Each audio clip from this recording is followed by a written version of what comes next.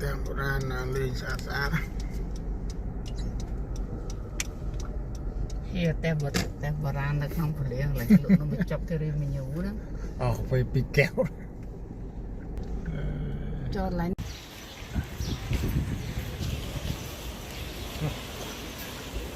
phải tua bên á cái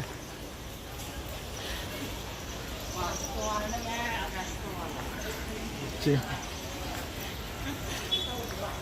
là spa sao chọn trôi hơi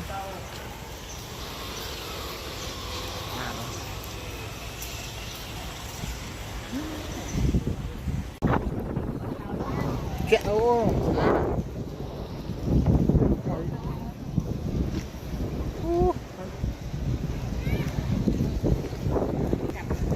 tinh cà phê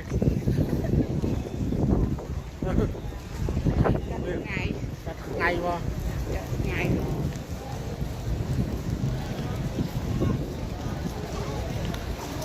rồi cà phê là mốc tên cà phê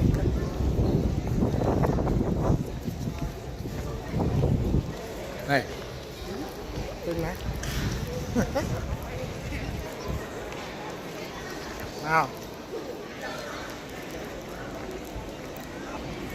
nốt tập hành không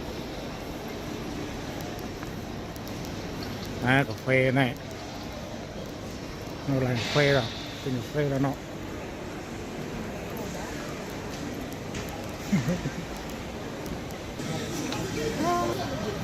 mặt đá ơi phê kịch mà lũ